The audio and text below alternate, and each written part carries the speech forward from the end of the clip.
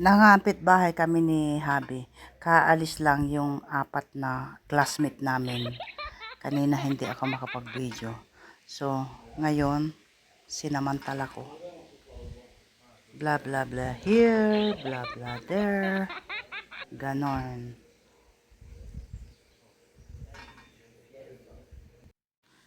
Apurahang pag-prepare ng ating tanghalian. Dahil na-late kami doon sa kabila. Ang sarap makipagkwentuhan.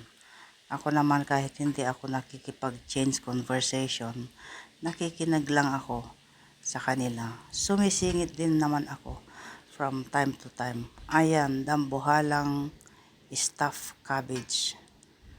Mashi malfouf ang tawag dito sa Arabic, na ang legally pagluto nito ay maliliit lang. Kaya lang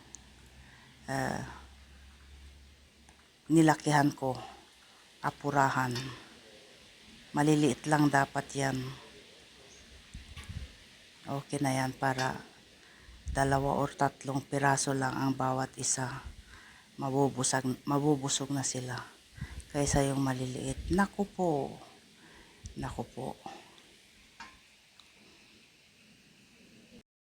So ayun, pag umaga, kung minsan pagkagising namin, may time na hindi pa ako nakapag fix ng salas. Ang ginagawa namin ni Habi, nangangapit bahay at ako dala-dala ko yung aking Nescafe, nakikipagkape sa kapitbahay dahil yun nga sabi ko sa isa kong vlog, yung Arabic coffee dito nakakabaliktad ng nakakabaliktad ng sikmura. So pag kami ngapit bahay at nakikipagkape, dala-dala ko yung aking Nescafe. So yun ang mostly daily routine namin ni Habi. Kung wala siyang trabaho, gaya ngayon, pumunta lang siya ng mga kalahating oras, tapos bumalik siya. Nung bumalik siya, ginising niya ako, tapos yun, nakipagkape kami sa kapitbahay. So yun na nga, may time na hindi pa ako nakakapag-ayos dito sa salas. Ang ginagawa namin, kami na ang pumupunta sa kapitbahay. May time din naman na yung mga kapitbahay, pumupunta sila dito. Pero ang ginawa ko kanina, dahil up and down pa yung ating salas, inunahan na namin sila para pumunta sa kanila. Instead na pupunta sila dito dahil hindi pa nga tayo nakapag-ayos ng salas. So yun, nakipagkape tayo sa ating kapitbahay at yun nga, palagi kong sinasabi na kung minsan, yung lifestyle dito, parang hindi ko namimiss yung mga ginagawa natin sa Pilipinas. Dahil tumingin ka lang sa kabilat kanan, mga punong kahoy, mga daan na bako-bako, may mga aso, may mga pusa, parang ganun ba. So, ayun, at naipakita ko sa inyo kanina, pagpasok ko dito, nagluto na rin ako, nag-prepare ako, at yun, okay, yung pagkain yun ay bali specialty ng mga Lebanese. Specialty ng mga Lebanese yun, pero ang totoong way ng pagluto ng pagkain yun, yung repolyo ba yun, tapos binalot sa rice at saka mincemeat. Maliliit lang dapat yun. Kung pang bisita, yun nga, specialty nila ang pagkain yun.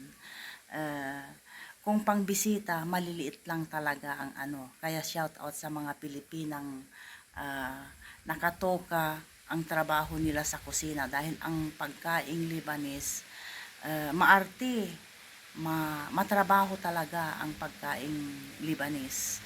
Marami naman akong kayang lutuin na mga Lebanese foods, kaya lang kung minsan nag-iisip ako ng pagkain yung madalian ba. So yun nga, ang ginawa ko kanina, kung nakita nyo, ang lalaki, dahil kami lang naman ang kakain, let's say, sa isang pinggan ng bawat isa sa amin, makakuha sila ng 3 pirasong repolyo na ganon, mabubusog na sila. Kaysa yung maliliit na maarte pa, dapat punuhin nila or maging 10 piraso yung ilalagay nila sa kanilang pinggan. So, nakakapagod. So, yun nga, dahil nga para lang sa amin yung pagkain yon, talagang ang lalaki ng pagkabalot ko. So ayun ang pagkain namin today. Yan, ganyan, ganyan lang siya. At sa may baba ng kasirola pala, nilagyan ko ng 3 or 4 na pirasong buto-buto. Kain po tayo. Masarap po, malinamnam dahil nga sa nilagay kong buto-buto sa may ilalim ng kasirola. Yung sabaw niya ang nagpapasarap, nagpapasarap. Ay, yan yung bread. Kakainin nila sa bread. Kain po tayo. Mangamoy-amoy na basta masarap siya. Matrabaho nga lang. 6 hours later.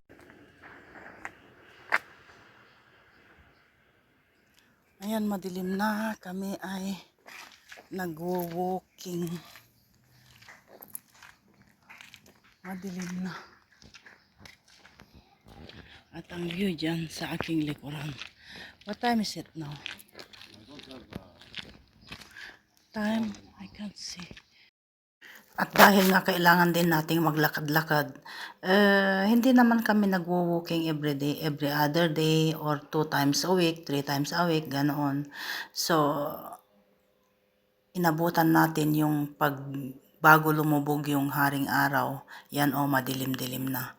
Naglalakad kami ni Habi para at least matagtag ang tiyan at exercise na rin. Busog pa more. Ang laki niyang tiyan ni Habi.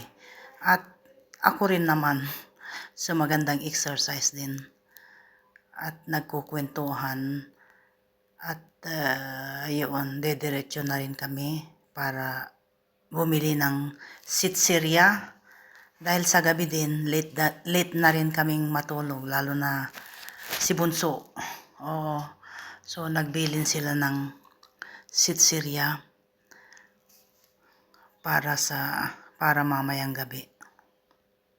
A few moments later. May bisita po tayo, siya si Losty. Yang aso na yan, ang pangalan niya ay Losty.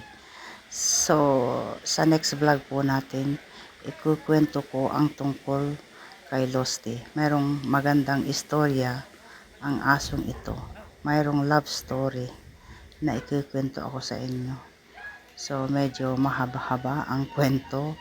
Nakaka-excite na i-share sa inyo.